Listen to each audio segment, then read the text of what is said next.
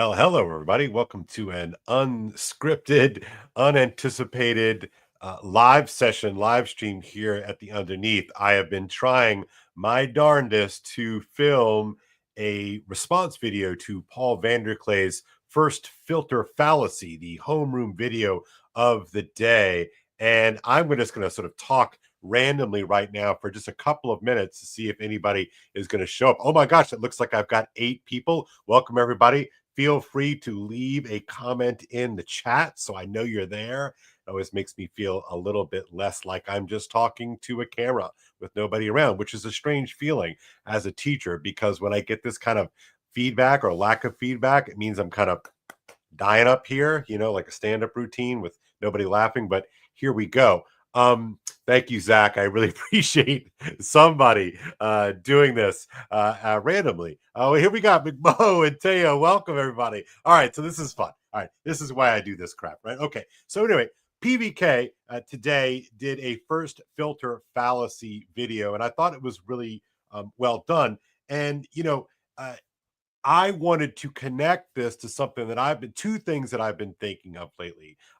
Number one is I've been teaching and talking in class today quite a bit, or the last couple of weeks, I should say, on the Girard's mimetic theory, mimetic desire, and all of that, mimetic rivalry, and all of these kind of games that lurk just beneath the surface, underneath the surface, if you will. And I want to connect this to a couple of different things. Number one, what exactly is this game that we are all playing, either live streaming like we are right now or at a tape delay? I believe it is a kind of live action role playing game. And I don't say that with any amount of sneering or anything like that. And by the way, I'm going to not try to look at the chat just for the time being, just so that I can make something a little bit more coherent. But this game that we're playing is a kind of a word cell game. And of course, word cell is often twinned on the internet with the idea of a shape rotator. Like the word cell is the person who's more comfortable in humanities settings, English and history and those psychology and those kinds of things. And the shape rotator are the sort of the STEM dudes, right? And so what we are doing in this space via the live stream and the YouTube and interacting with PVK and Pajot and Verveke and Hall and all these guys and is that we are playing a kind of game using words as kind of pieces that we're placing on a board and we're playing with a little bit. So anyway, without further ado, I wanted to sort of just kick off here what Paul has to say. I'm going to make Paul big. And here we go. Paul, why don't you wait? Let me.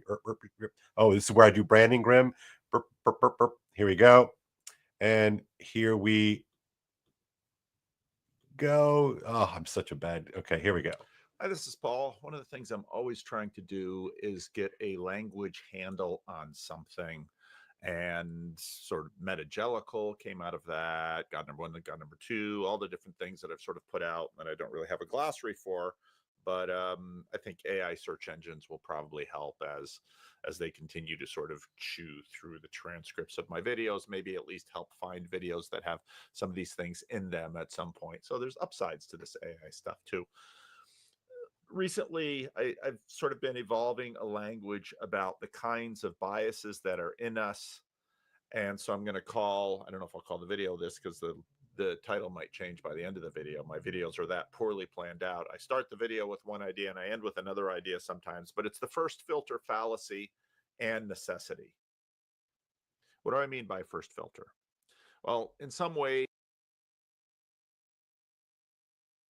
Just real quick, I want to make fun of PVK and say that, he always makes fun of himself as being a terrible YouTuber, the guy who's got 31,000 subscribers and all kinds of watch hours.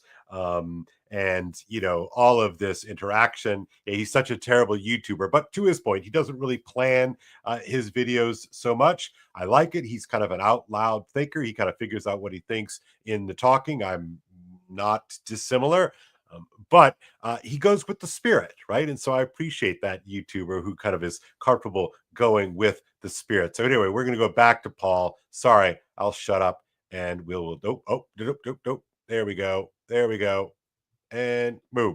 the recent tariffs have been a really incredible illumination of this dynamic, both um, in its expression and in its scrambling.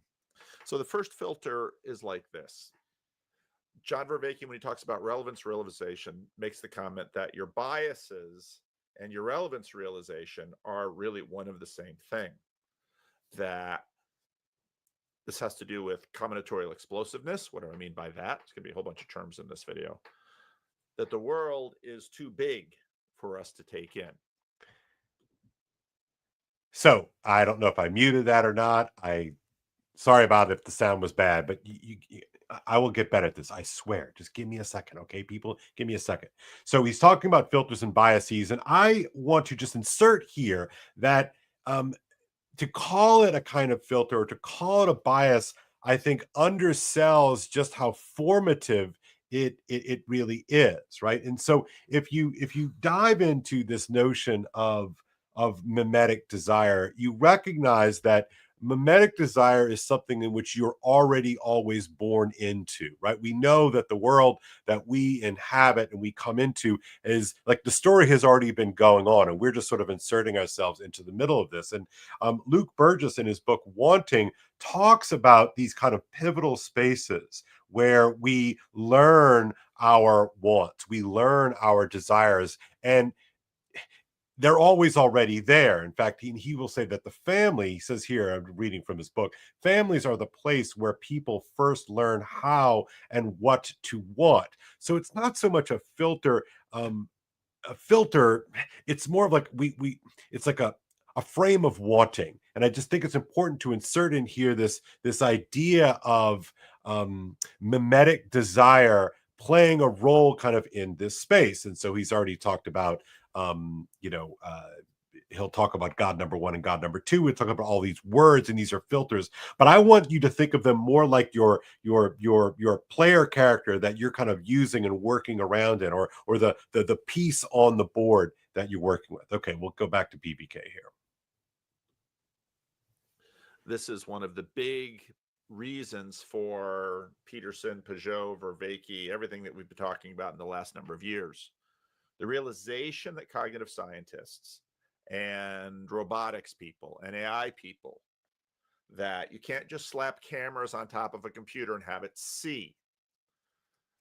Over the last 10 years, we all have these cars now that have cameras, and those cameras are looking for the lines on the road to have lane keeping, as the cars say. Those cameras are starting to see.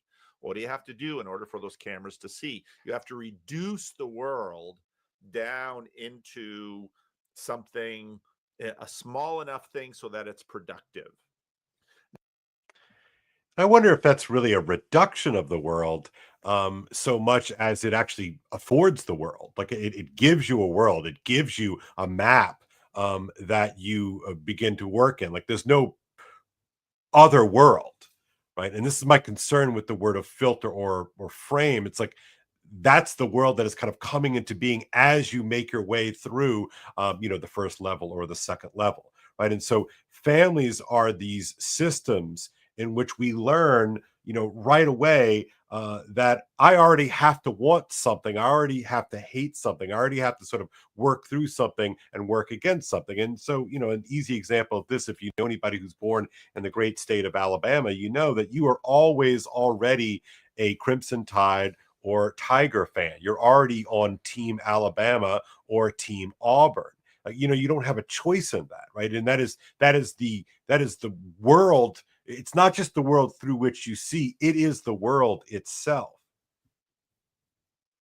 Now, in many ways, this is downstream from the scientific method, which was also a reduction of the world down to just one or two little limited variables. So you can just do all this little A/B testing, try and build up from there.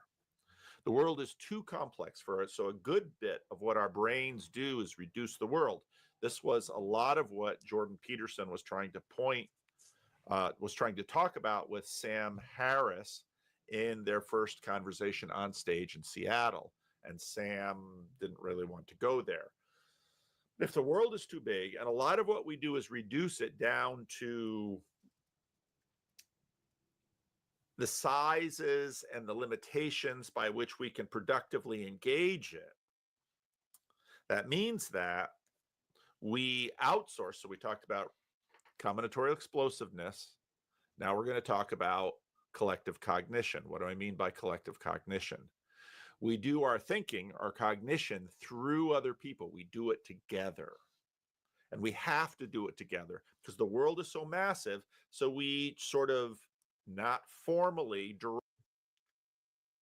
But again, the world, it's not so much that the world is so massive. Like that is the world that is being built out in real time, right? So when we talk about combinatorial explosiveness, I almost want to think that that is when you start to run into the limitations of the world that you were afforded in the first place, right? Again, not trying to pick a fight here so much as sort of add to the conversation, because I think the role of desire is a really significant one. Correctly, but we sort of delegate the cognition and our interaction with the world out to other people. In many ways, this is the most basic level of this, we would say, is our religion. You could use worldview or other words for it, but the basic frame, so we've talked about the frame problem before, the basic frame through which we interpret the world. Now, we reduce the world, and the way we connect with other people, or networking with other people, is we trust them. So trust is basically in the computer network that here I have at church that connects me up to the internet and to a server, and the network that connects me up to power to the electrical grid here at SMUD, and that all these networks, electricity is flowing over those networks. What flows over our networks is trust. Trust is like the electricity. That's what connects us with others. If we are in a trust relationship with someone, they then have influence. So once there's trust, then you can have influence. So we outsource a lot of our cognition, and we do this actually historically. Many of us have outsourced our cognition to people long since dead. Just generation after generation after generation. Great change of trust and cognition. It's part of the reason the family is so important. If you have a healthy family, the family is trustworthy. I've played this clip before. I will play it again. All right. This is a super Oh important my clip gosh. in Oh terms of my gosh. understanding. Yes. Okay, Paul. All right. So, because I think about what is going on here with these new words that Paul will bring out, and he even literally says this at the very end. Literally, yes, actually, literally, I'm using it correctly, you TLCers. He will say, "I'm putting it out there because I kind of want to play with this thing," and that really triggered something in me here. That we look at these words like combinatorial explosiveness or relevance realization or God number one and God number two, the four P's, the frame problem, and all of these things, metagelical. And if you recall, a couple of years ago, Paul talked a good amount about like fudgy words, right? And so the words are sort of coined, thrown into like the kind of the memeplex, right? The sort of this board that we're all playing with, and we're trying them out. And for me, it is connected to this idea of play. What is it that we do when we play? Well, what we do when we play is we, in some sense, are using these words so that we don't die, to sort of riff on the Alfred Lord, the Whitehead quote, right? That we have ideas so that our ideas die, not us. Some kind of version of that. Yeah, Chad, same. He used to use that fudgy thing quite a bit. But the trust that he's talking about here is important because they are models for our desire. And so when you're a little kid, you trust, again, assuming we'll run two models here. If you grow up in a sort of a relatively healthy first draft world, right? That the trust that you have is used in such a way that you can kind of make sense out of the world successfully. If it's a crappy situation, then of course that trust is broken down, and so then that becomes sort of the part of the contours, or maybe the horizons of what you can desire. by inserting this notion of desire into the mix here, I'm hoping to make us a little bit more aware of the way in which mimetic desire operates in this game that we're playing. So I'm going to keep going here. Sorry, because I have other things to say, but we'll keep going. Basic humanity. I know this is going to fly in the face of what people want to hear. So this is scientific work done by atheists. Just to be clear, okay? The thing that makes you a theist or an atheist is not how analytic your thinking is, or how emotional or intuitive your thinking is, contrary to what we believe. In fact, there are weird correlations. Your country is one of the weird correlations. It's usually the United States that's the weird correlation, but the UK is the weird correlation in that religiosity and analytic thought are actually positively correlated with each other, which is contrary to the typical atheist story that people are religious because they are not capable of good analytic reflective thought. That's not what drives what religion people take up, or whether, or if they become atheists or not, contrary to what we like to tell ourselves in our old ego-stroking autobiographies. What is the most overwhelming predictor, and it's not poverty or other things we've been told since the Enlightenment, the overwhelming predictor is, what are the people in your life that you regard as credible? And this has a specific meaning, which means they do what are called credibility enhancing displays, which is the following. They do something that you don't understand, but because you trust them and you've seen their wisdom, you are willing to imitate them to see if they can open your eyes to something. And before you think that's stupid, that's how kids work. He's right. That is exactly how kids work. And so the models, but again, what by inserting this idea of models in play, right? You trust someone insofar as the model kind of does what the model is supposed to do, right? And Burgess, in Wanting, says that the reason why you move into those tentative teen years, right? The teenage years are all about what he calls an inauguration of a hypermimetic phase that leaves even the most grounded kids with a kind of whiplash. Each is trying to answer fundamental questions. Who am I? Who do I want to be? And as I think about this game that we're trying to play, filtered through these mediated spaces of YouTube or X or even TikTok, right?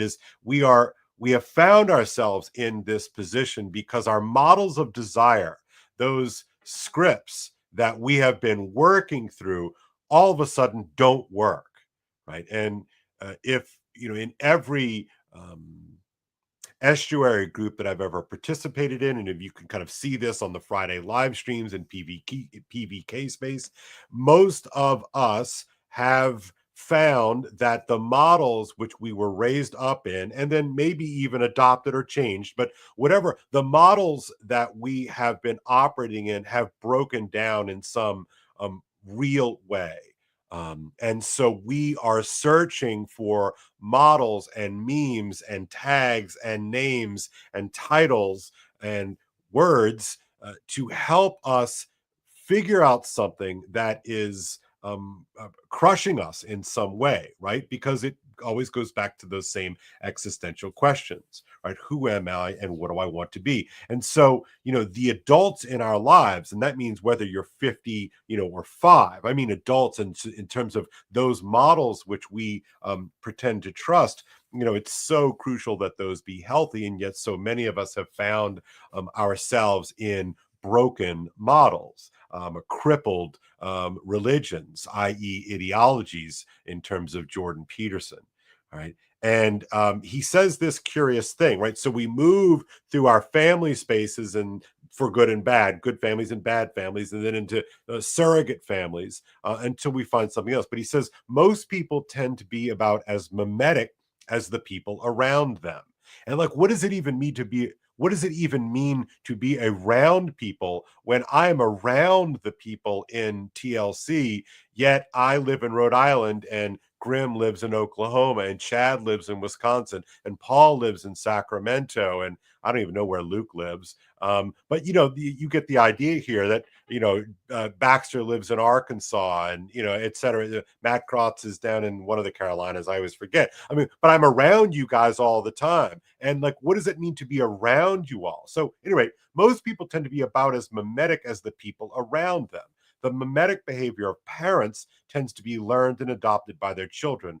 Often, so do their scapegoats. And I think this really ties into what Paul will say about the left that he grew up in, who told you to sort of, wear a sweater and turn the thermostat down, or, the conservatives who, all of a sudden are sort of pro tariffs or whatever that is, right?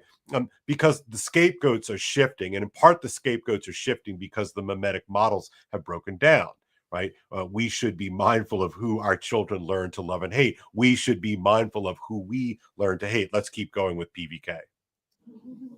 Because that's our biggest more will be that of you. What I mean by panic, and it's sort of a rough draft sort of ways, those displays bring on, by and large, on the whole, this is very dead reckoning. This is very rough draft. Good things, not bad things, over the longest term possible. And we're all fallible in doing that. But again, that trust is so critical. And so what John is saying is that for children, their first filter is their parents. There's this great little video. Let's see if I can find it. I think I grabbed it. Try to grab a lot, but I don't always grab everything. It's a great little video of a toddler. This is a young child, maybe 4.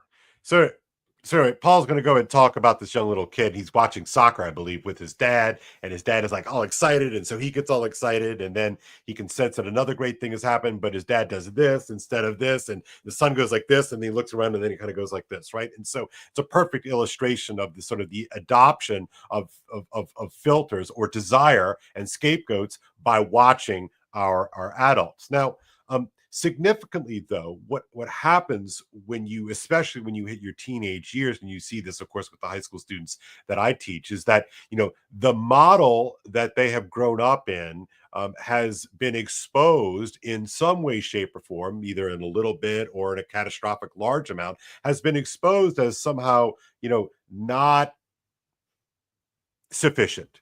It doesn't work anymore. Right?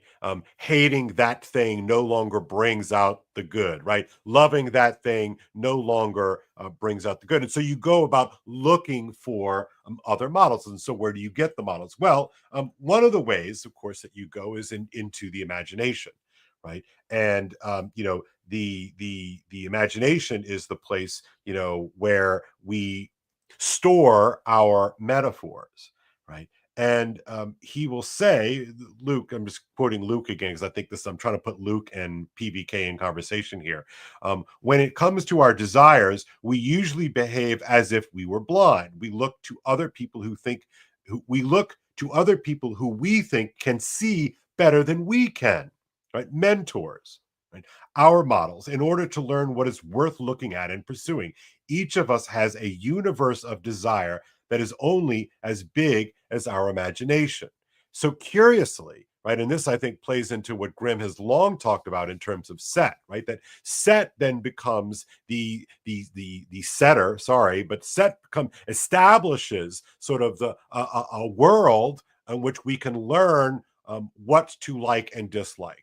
Right, it becomes this kind of model, and it's not neutral. And I think that Grimm is right on about that, right? But literature, I think, functions in that same way, or we could just say the sort of the stories that we consume, set being a major one of them, movies being another, and the stories that we read and hear as kid, right? And Burgess will say that literature is one of the primary influences on the imagination, and it is a school of desire. And I really like this idea of the school of desire as a kind of building out a more robust and a more meaningful filter, to use Paul's word, sort of build upon a first script. And again, you never escape the first script. The first script is always sort of part of your story, but you are building out your metaphors in such a way to offer you a kind of complexity that is not overwhelming, but a complexity of, it's like moving from the 8-color crayon box to the 64 box with the sharpener or something like that, right? With the kind of trusted complexity, you can imagine a new and a different thing. He says, our stories become almost like our training grounds with which we can sort of approach new phenomena. All right. Maybe a little older than a toddler. A 4-year-old watching a sports event with his father. And the 4-year-old has now picked up that it's not quite clear. I don't remember what sports event it was. And the reason why I'm talking about literature and sports, like sports are a version of storytelling that we can kind of sort of participate in by being a super fan. But I want to skip through this just to get to this stuff. Sorry, Grim, I'm not paying attention yet. All right. Here we are. Politics and screens, and is that increasingly our first filters are not personal relationships. They're, well, look at the common ones right now. Donald Trump, good or bad? Again, they're super low resolution. They have to be. The world sort of starts out with a binary, and you sort of have to choose which way to go. So good, bad, right, wrong, thumbs up, thumbs down. Super simple. But that's just the beginning, of course, and then lots more decisions along the way happen. So everybody has first filters, and these first filters are contextual. Because, again, if you look at what Elizabeth was talking about context collapse, all of our knowledge is contextual. And that little boy watching the game is either cheering or putting his head in his hands. He's trying to decipher the clues, the uniforms, the where the ball is or the puck and the relation to the field. It's all contextual. And so everybody needs first filters, but our first filters have liabilities. Now, right now, a common first filter in America is Donald Trump. And I really don't want to make this sorry, Grim. I really don't want to make this a sort of a Donald Trump conversation, but fair enough. I sort of take his point. The larger concern, I think, for me is that what I have noticed in my world of education is that there's been a burrowing out of the heart of education. If literature offers us a kind of school for desire, what happens when the old books get replaced by ideological newcomers, right? What happens when those things that used to build people out, build those models through which and by which and into which they become? What happens when you got that out? So that's a real it's a real problem. I mean, it's a real issue in terms of why we are so upset, right? And so and then in the larger context, education has moved away from the kind of liberal arts and toward an increased sort of hyper technical knowledge. And this ties in, of course, that we've moved from stories to calculation, and this plays out in in the fact that most people see education as a means to some sort of practical end, and therefore we are gravitating more and more toward I don't know what you would call it, the practical, and so that we become the sort of the machines that we get educated into. So, at any rate, I wanted to get to that last part of Paul. Sorry, this is a big hot mess. This is really more of an experiment than anything. We'll see what we get here. I got 14. I wrote something down. We'll go to 16.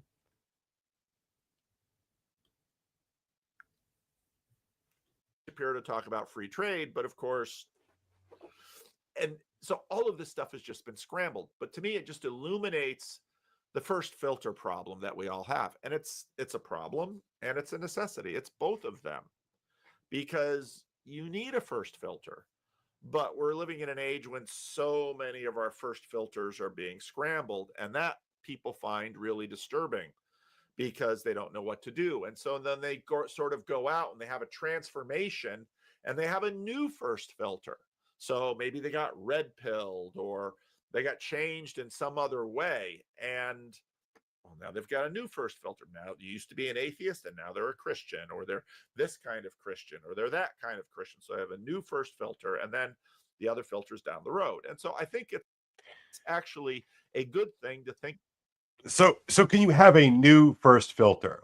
I don't think you can have a new first filter. I think that you can have you can adopt a new way of seeing, a sort of a filter that's added on top of a filter that's added on top of a filter, right? But your first filter is always what it is, right? So this is why I think, like a good conversion story, especially if it's something sort of radical. Like nobody's going to like write a big story about me becoming a Christian because I was born a Christian. And yeah, fine, I wandered off the reservation for, intellectually wandered off the reservation for 2.5 to 3.5 years before wandering back onto the reservation and realizing that I never should have left in the first place. But that first filter is, I think, a little bit misleading because, even if I convert, I still am that guy who converted from that. Like, so there's like a guy in Catholic circles. He's been Catholic for like 45 years, but they still think of him as like Presbyterian minister convert Scott Hahn, and it's like, at what point, would we be, no, he's just a Catholic guy. Well, no, because that's part of his foundation. So you can't ever change the past, perhaps, but you can certainly transform it. But that doesn't mean you have a new first filter. You might have different axioms that you're drawing from, but you never get rid of that first filter. Ask yourself the question what your first filter is. If you watch almost any Glenn Scrivener video, he will tell you basically that, of course, Jesus is all things through Jesus. So Glenn Scrivener sort of wants to, let's make Jesus the first filter. And of course, it's kind of a thing you would expect Christians to believe. I was watching the Mary Harrington, Jonathan Peugeot thing, and I noticed, and dance, it's going to be just a really incredible. So there's basically an in-house ad for an event, an Orthodox arts festival. And so for a lot of people, Orthodox, now it's really interesting because I watched this and it's like, what does it mean that Orthodox becomes a brand? My goodness. I'm not going to make any friends with this one. But it was interesting when I was listening to this the other morning. Because I was listening to the Jonathan Pajot, Mary Harrington video the other day. This exact point jumped out at me, and it felt so American, or Protestant or American. It just felt so odd, to have Richard Rowland and Jonathan Pajot sort of talking about this. And to be clear, like, I love both of these guys. I can't wait to meet them. I really like the work that both of them do. But this whole idea of some sort of, the brand, as Paul will go on to say, of orthodoxy is interesting. And this is where you get the subtle Americanization of things, where Orthodox in this context becomes a brand. Well, what do you mean by Orthodox? Do you mean Greek Orthodox, Eastern Orthodox, Antiochian Orthodox, Russian Orthodox, Ukrainian Orthodox, Romanian Orthodox? Well, Orthodox as brand. Well, how does that fit in the brand? But again, it's sort of a first filter, and then Orthodox good or Orthodox bad. And we're in an age when there's just a lot of scrambling of new first filters. So I wanted to get that language out there. I'm going to be using that language because I'm probably going to be using that language because it's a super helpful thing to say, okay, well, this person's first filter seems to be this, at least in these contexts. Then people might perspect, no, my first filter is Jesus, or my first filter is reason, or my first filter is science. So again, you can see here that that I think that the idea of the first filter, is he saying like the one that you have now ordered first in your life, or is it the one that you were born into? So I think there's a little bit of, I don't know, fudginess, Paul might say, with these words. But I wanted to kind of think sort of in a slightly bigger picture. What are we doing with this wordplay? What are we doing with why do we gravitate toward these little meme tags? um, you know what's behind it, and again, I don't mean it behind it like in terms of it being nefarious or anything like that, but why do we gravitate toward these tags? And my sense is that we are using these words as almost avatars through which we can kind of load up a bunch of stuff behind and then move around on a board and see what happens. um,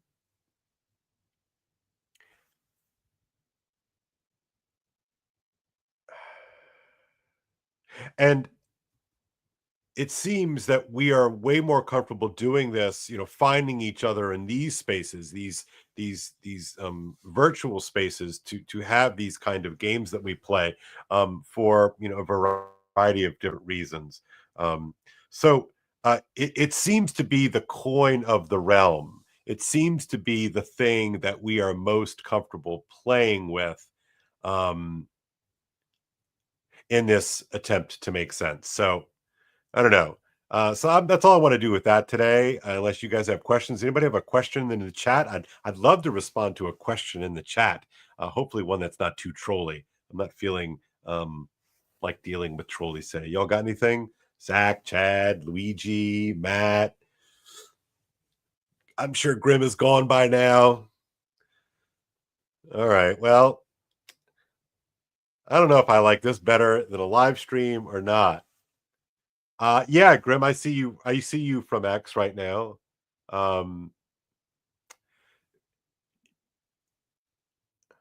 Yeah, Zach, it's definitely very metagelical. It's such an inartful term, but it seems to really capture something of what is going on. I think, nothing is more metagelical than two Orthodox converts advertising uh, an expo of something. It's kind of interesting. Yeah, Zach, I don't mean to say that I think Paul's bad or wrong. I wanted to sort of jump into the conversation and talk a little bit more about this first filter business. You know, uh, I want to connect it to this idea of gameplay, right? That that Grimm, I think again, has found, this idea, well, what is this paintball for Jesus? Well, as we said in another context, the paintball for Jesus has nothing to do with paintball, right? It's the excuse that we have that we can kind of play, all right? And so these words offer us sort of new ways of playing, not unlike, you should highlight comments if not read. Oh,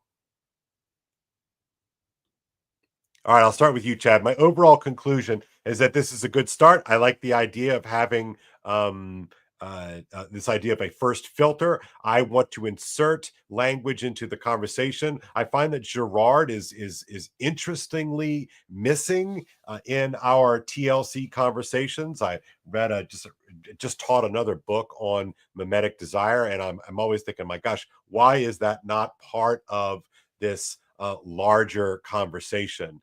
This idea of modeled desire, taking apart what, this notion of a romantic lie. I just want what I want. And, that's garbage, right? And so I was hoping that with this first filter language, we could start to see that the first filter is our first school of desire. And so when he was talking about the left now freaking out, the left freaking out about the stock market, and the right all of a sudden being, for localism or something like that. I think that that's an interesting thing that's playing out. I don't think that it's as cynical as some people are saying. I just think it's an order of emphasis. So I don't know what else we got here.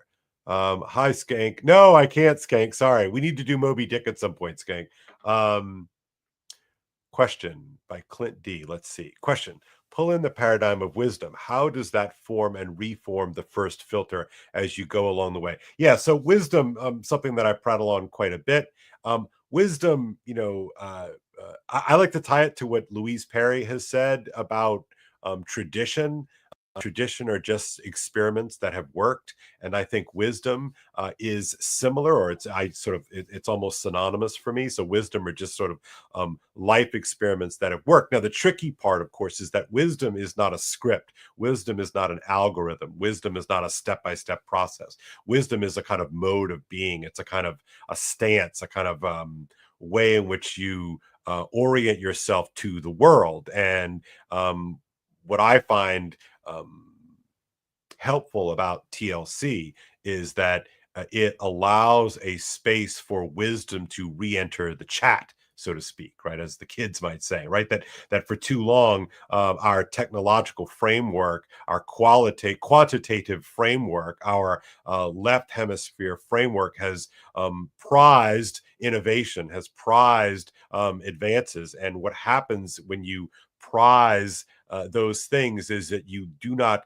leave a space for contextual wisdom like thinking. And so I think the TLC is a perfect example of a place that is an attempt to reintegrate the apprehending and the contextual, the right hemisphere and the left hemisphere. And so first filter, not necessarily chronologically, but if we're talking about a first filter axiomatically, then that all of a sudden gets pretty interesting. But I do think that there's a distinction between those two things, right? So let's say that if anyway, I think that's enough there. Okay, I'm going to look for more questions here. So are we talking about bias when discussing first filter? Well, bias in terms of,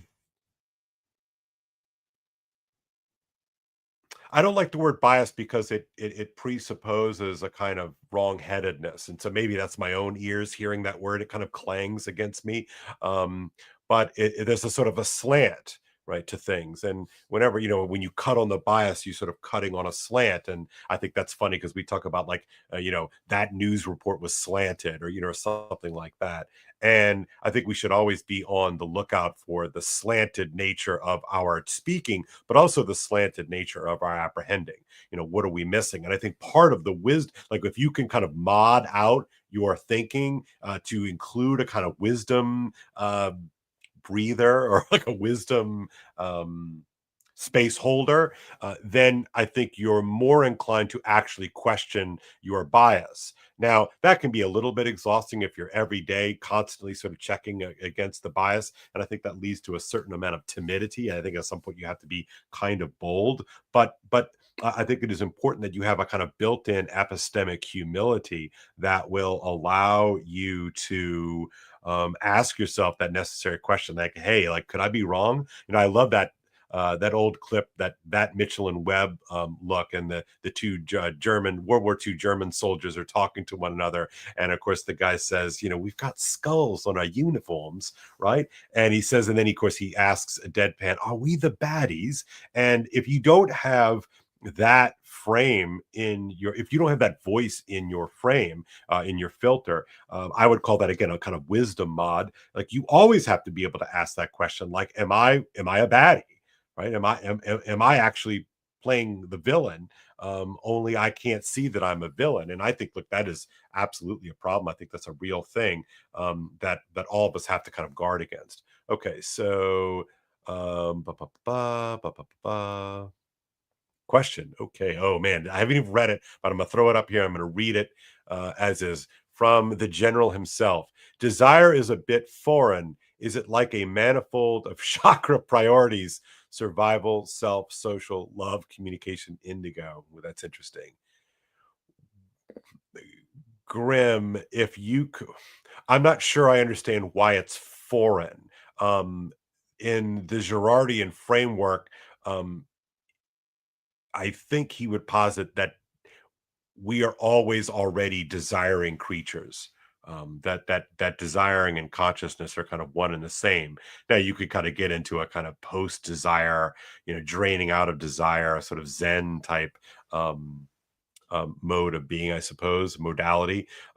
But I think Girard would say that desire is not optional. The only thing that we can do about that is to sort of change the locus of desire, adopt a locus of desire, outsource our desire to something that we trust, any of those sorts of things. But desire, to be without desire, I don't think is fully possible.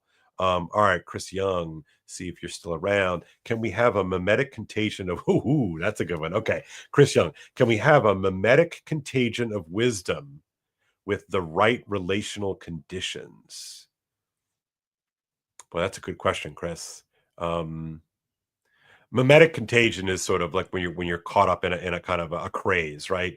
So a kind of classic example of a mimetic contagion, the one that I always think of is the sort of the tulip craze back in the day, in which people were paying insane amounts of money. I mean, look, our whole world, our markets are a kind of technology, as Vervaeke might say, an invention that Luke Burgess would say, that the marketplaces are is a artificially created arena by which we work out our mimetic rivalries. The problem with mimetic rivalries is if they are not somehow contextualized, then they can become runaway, and then they can become vicious, and therefore the scapegoats then will come into play. And so what is going to be the scapegoat? And again, I am no master of economics, but I have been thinking explicitly of this idea of the marketplace mimetic contagion in all of this tariff talk. And I foolishly decided to ask a couple of questions on X the other night about this, and I got piled on. I got some pushback from a bunch of people like, well, you should care and all of this. And I was probably not entering that conversation in the right headspace. But okay, so to get back to your question, can we have mimetic contagion of wisdom with the right relational conditions? In other words, what if wisdom took off? What if it was sort of cool to want to be wise? Well, I think you have versions of this. I mean, I think that one of the reasons why Socrates is arrested, tried, and executed was because he was running a kind of mimetic contagion that ran counter to the acceptable modes of desire in ancient Athens. And so, in some sense, you could argue, I won't, but you could argue that if you look at it from their perspective, you had to execute Socrates, which makes wisdom a little bit of a dangerous thing. But I do think it's also true that Socrates was a much more what we would call a religious figure than perhaps the philosophical record would suggest. He was not just asking questions, although that's kind of funny now that I think about it out loud. He was running a different way of being. That what is it? The unexamined life is not worth living. That is a direct attack, I think, on the way that they had organized life in the polis. All right, let's see. Wisdom is known personally. You commune with wisdom. Yeah, I think that's probably right. I think Socrates is a perfect example of, he kind of incarnates wisdom, and so he was a very attractive person. And of course, there's the whole Alcibiades thing that needs to be part of the conversation. That I rarely hear talked about. That they had some kind of relationship, and that kind of attraction to the incarnation of wisdom can become problematic. And so perhaps Alcibiades was trying to commune with Socrates' wisdom. Okay. Oh yeah, geometry and finesse. I added that to my list of fancy words that we like to do in TLC. All right. Okay. Say name of commenter. Okay, sorry, Grim. Appreciate it. Ooh, man, are you kidding me, Skankenstein? I am a huge Matthew Crawford fan, and I've been working out this whole sort of build out from his notion of the jig. So please hold on to that. I'm going to be teaching Crawford here, I think, a week and a half, and I'm really looking forward to diving into this idea of jigs. Again, I guess I just grimace a little bit. I guess I grimace a little bit with the idea of a bias, but I need to get over that. You know what? I think that's sort of the last vestiges of my classical liberalism coming out, that I just need to not be scared of a bias. Like sometimes the bias is a good thing. But yeah, man, Skankenstein is talking about this notion from Matthew B. Crawford's really what a masterpiece, the world outside of the world beyond your head. And in that, Crawford talks about, I think he's talking about woodworking, but like on a saw, you'll set up a kind of jig. So you have to make like 30 pieces cut a precise way. And so what you do, rather than measuring and cutting each one of them, you set up a kind of jig to make sure that the saw can only move in a kind of like in a very specific way. And so you can just kind of do this repetitive action. It becomes a kind of shortcut to achieve desire. Now, the problem with a jig, culturally speaking, is that what happens if the jig becomes corrupt, or what happens if the jig becomes the idol with which you use? So there's so much there. I'm sorry to sort of go too quickly through that, Skank, but man, we got to talk about that later on. Epistemic humility equals wisdom mod. Yeah, I like that. I like that. All right, see if there's anything else. Okie dokie. Oh, wait, really? I mean, he's literally French. Are you just making a joke, Grim? All right. Desire comes from above. No, I don't think that's true, Chad. Actually, in a weird sort of way, I think desire comes from the context in which we are born, i.e., our mothers and our fathers, whether they are there or not there. I think that it comes there first. Now, you could argue from an Augustinian standpoint that our deepest desire, our thickest desire is ultimately for God himself, and God has placed that desire in us. Yeah, I'm kind of down with that idea, but I'm sort of probably thinking a little bit more practically here. There it is, Mark. Gonna fight Chad. Says, no, desire comes from below. That's true, Clint. That is true. Isn't wisdom anti-mimetic? I think it is. So I'm kind of wondering out loud here, what happens if we have a kind of wisdom contagion? Yeah, that's interesting. Man, okay, you guys are going here. Another question? Any other question? Guilty of reprogramming the Utes. Yes, Grizz, I guess I'm trying to do that in some weird sort of way. All right. This is kind of fun, this part. I like the Q&A thing. This is fun. Can I play a jig on the fiddle? I don't know, Professor Luigi. I am not a musician. I once tried to learn things, but I guess you could use a capo. Is a capo a form of a jig? I guess so. And Mark, Christ was the dance between order and chaos. The Holy Spirit, eh? Yeah, I'm down. I'm down. Okay. Oh, homework. Okay. Well, Grizz, I think you all need to give me homework. I think you need to tell me to get off my tuchus and get some things going out there. I'm running headlong into a buzzsaw. I'm trying to see if I can send my kids to college. This is going to be quite a thing. But at any rate, okay. I have prattled on here close to an hour. I have 196 people here. This is so cool. If you are on the YouTubes, you can hit the like and subscribe button. That would be pretty kind of cool. Leave it. What mean? What mean? I wish I were funnier on this. I think I really like music, but I'm always scared of like strikes and all that kind of stuff. Not sure what I can get away with or not get away with.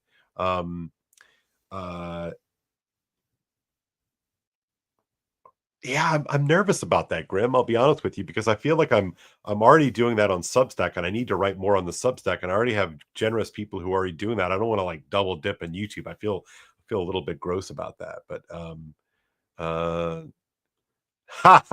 yeah, that'd be great. But I'm really, this whole college thing is really baffling to me, because I know I've been a prep school teacher for like my whole adult life, but I really don't like college. Like I hate colleges. I think colleges are a big ripoff.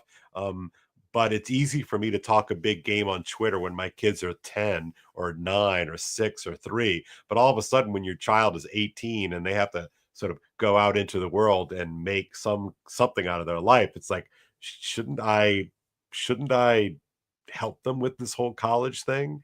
It's very strange. It's also kind of ironic, and I'm trying not to be bitter about this, but I've spent my entire career preparing kids to go to college, and I can't even afford to send my own to college. So, like, that's interesting, kind of ridiculous. But irony is interesting, isn't it? Right? Yeah. All right. Okay. Enough of my complaining. I am going to send us out. Do I have any of that fun? Oh, I have some branding that I can use as my out. I believe this is from who's it from? I think this might be from Chad. Yeah, I'm gonna do Chad. All right. Until next time, guys. Sayonara. Take care. Wheels Within Wheels by Seamus Heaney. The first real grip I ever got on things was when I learned the art of pedaling by hand a bike turned upside down and drove its back wheel preternaturally fast. I loved the disappearance of the spokes, the way the space between the hub and rim hummed with transparency. If you threw a potato into it, the hooped air spun mush and drizzle back into your face. If you touched it with a straw, the straw frittered. Something about the way those pedaled treads worked very palpably at first against you, and then begun to sweep your hand ahead into a new momentum. That all entered me like an access of free power, as if belief caught up and spun the object of belief in an orbit coterminous with longing. But enough was not enough. Whoever saw the limit in the given anyhow? In fields beyond our house there was a well, the well we called it. It was more a hole with water in it, with a small hawthorn tree on one side and a muddy, dungy ooze on the other, all tramped through by cattle. I loved that too. I loved the turbid smell, the sump life of the place like old chain oil. And there, next thing, I brought my bicycle. I stood it, saddle and its handlebars into the soft bottom. I touched the tires to the water's surface, then turned the pedals until, like a mill wheel pouring at the treadles, but here reversed and lashing a mare's tail, the world refreshing and immersed back wheels spun lace and dirt suds there before my eyes and showered me in my own regenerate clays. For weeks I made a nimbus of old glit. Then the hub jammed, rims rusted, the chain snapped. Nothing rose to the occasion after that, until, in a circus ring, drum-rolled and spot-lit, cowgirls wheeled in, each one immaculate at the still center of a lariat, perpetuum mobile, sheer pirouette, tumblers, jongleurs, ringarosies, stat.